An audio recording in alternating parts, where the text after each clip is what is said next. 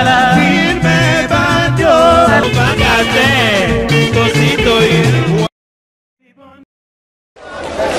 Elenguessa, une des principales artères de la ville de Kinshasa, partira désormais du croisement avec l'avenue Kasavubu sur place Mariano vers Bypass, cette grande route séparant les municipalités de Mongafula et Selembao. Le président de la République, Félix-Antoine Tshisekedi Tshilombo, est allé s'enquérir personnellement de l'état d'avancement des travaux sur Elenguessa. À l'endroit de l'accueil, le chef de l'État descend de son véhicule. Il salue la population impatiente.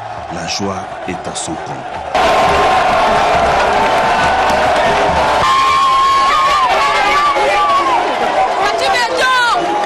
À son arrivée, le président de la République a été salué par le gouverneur de la ville de Kinshasa, Gentini Ngobila, et une délégation de bourgmestres, 6 au total. Il s'est mis aussitôt après à la visite d'inspection de la route sous les explications du gouverneur de la ville en compagnie d'une marée humaine tout le long de l'avenue Elenguessa. La joie de la population se justifie par l'importance de cette route qui va relier 6 communes de Kinshasa, Kalamu, Ngiringiri, Makala, Bumbu, Selembao et Mongafula.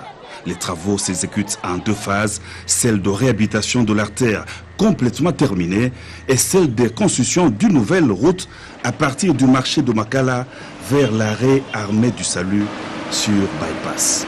Les travaux sont exécutés par l'entreprise Adi Construct sous la supervision de l'hôtel de ville. Ils s'inscrivent dans le cadre du programme d'urgence du président de la République. C'est tard dans la soirée que le chef de l'État a quitté la commune de Makala sous les ovations de la population infatigable de cette contrée de la capitale qui s'était mobilisée spontanément pour réserver un accueil délirant au président de la République.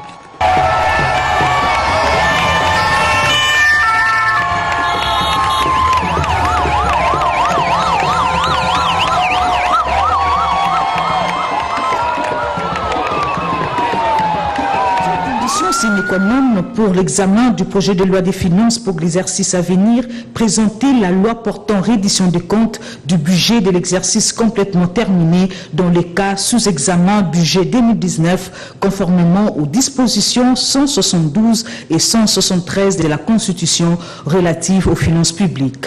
Le ministre des Finances, José Sélé Alagouli, était devant la représentation nationale pour se livrer à cet exercice.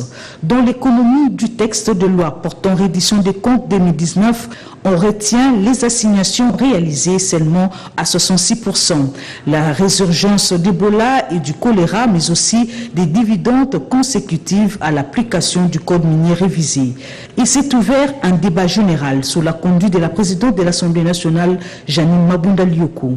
Les députés nationaux n'ont pas épargné l'Argentine nationale sur les dépassements constatés dans l'attribution des crédits budgétaires, la présidence de la République, la primature et le ministère des Finances, alors que d'autres secteurs de la vie nationale ont manqué des crédits. Des dysfonctionnements qui doivent être corrigés et le dépôt tardif de ces projets de loi a été également fustigé.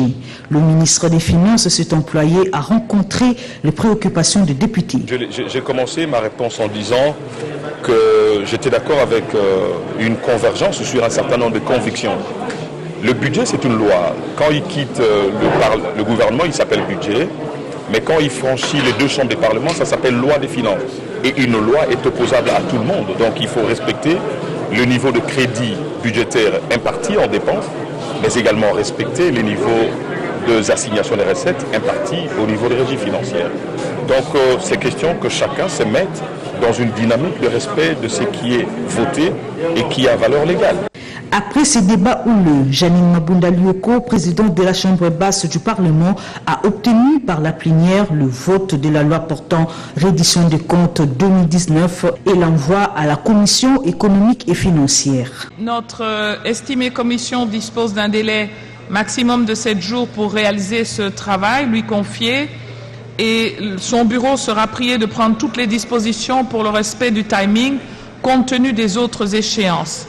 Pour le reste, les autres collègues non membres de l'ECOFIN peuvent utilement prendre part à ces travaux pour leur enrichissement et chaque membre du gouvernement concerné sera tenu aussi de participer à toutes les réunions de la Commission sur pied de l'article 91, alinéa 1 du règlement intérieur de l'Assemblée nationale. À présent, le projet de loi des finances exercice 2021 peut être examiné à la date affixée par le bureau de l'Assemblée nationale. Oliver Schnackenberg, le nouvel ambassadeur de la République fédérale d'Allemagne en République démocratique du Congo, était l'hôte du président du Sénat, l'honorable Alexis Thambwe Mwamba.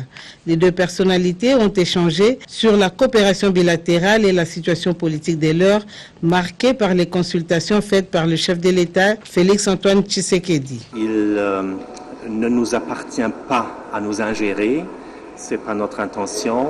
Nous souhaitons que toutes les parties prenantes sont en dialogue, font des efforts pour trouver les solutions, les sorties de cette situation actuelle. Nous disons à tout le monde que pour nous, c'est aussi important que ces consultations déboucheront sur des résultats le plus tôt possible, parce que le pays a beaucoup de problèmes à résoudre.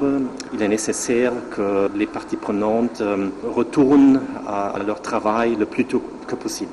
Monsieur le Président, il m'a expliqué les aspects constitutionnels de la situation. Les consortiums de la société civile pour la promotion de la justice transitionnelle, conduite par le révérend Eric Sengashimba, fait le plaidoyer pour la promotion de la justice transitionnelle.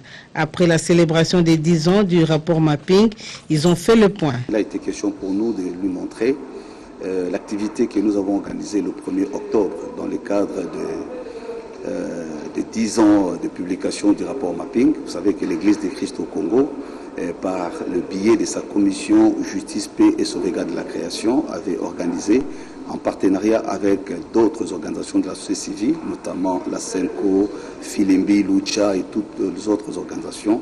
Mais deuxièmement, c'était question de lancer officiellement la campagne de sensibilisation et de plaidoyer pour ce rapport Mapping qui en fait rentre dans les termes de la promotion de la justice transitionnelle. Donc c'est comme ça que nous sommes venus faire part à l'honorable président du Sénat, notre initiative qui débouche sur la mise en place d'un consortium de la société civile qui porte justement la question de la justice transitionnelle. Il faut avouer que le président était très réceptif à notre entretien. Nous pensons que nous aurons de plus en plus de précisions et discussions avec lui parce que c'est une question d'intérêt national, d'autant plus qu'aujourd'hui l'exécutif national de notre pays est déjà lancé dans cette dynamique, le Parlement également est déjà lancé et donc c'était question de venir voir aussi le Sénat qui est une institution stratégique. Depuis le début de la semaine, le Premier ministre Ilunga Ilunkamba reste tout concentré sur les revendications sociales. Ce mercredi 11 novembre 2020, le prof a remis sur la table le dossier SCPT, ex-Onatra. Sur instruction du président de la République, chef de l'État, son Excellence Félix-Antoine Tshisekedi Tshilombo, le Premier ministre a réuni autour de lui quelques membres du gouvernement. S'agissant de la SCTP ex-Onatra, il était question d'examiner la situation économique et financière qui se vit dans cette entreprise de l'État et de rechercher les voies et moyens afin, d'une part, de favoriser les départs à la retraite. À en croire le PCA de cette société commerciale, José Makila Soumanda, un paiement va être effectué. Nous sommes attendus à ce que l'État puisse nous donner presque la moitié, donc 207 millions. Ceci nous permettra de résoudre les problèmes sociaux que connaissent nos agents et travailleurs, ainsi que la relance des outils de production. Nous disons aux agents que le Premier ministre, chef du gouvernement, a pris ce problème à bras le corps.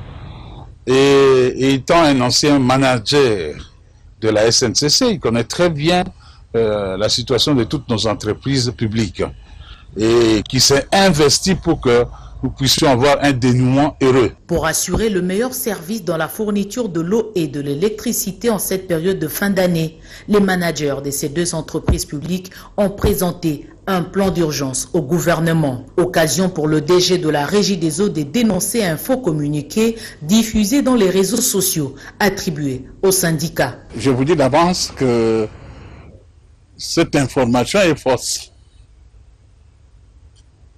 Elle ne vient pas du syndicat. Il semblerait, c'est pour bien situer les gens, il semblerait que c'est l'ancien communiqué qui est sorti de Top Congo suite à la déclaration du même syndicaliste l'année passée en décembre 2019. Ils ont pris ça, ils ont travaillé de leur manière dans le but, je ne sais pas, de faire souffrir la population. Mais je vous dis d'avance qu'il n'en est pas question. Une coordination dans la méthode pour des résultats durables, c'est ce qu'on peut comprendre dans la priorisation des dossiers à quelques semaines des fêtes de fin d'année. Il me bandio,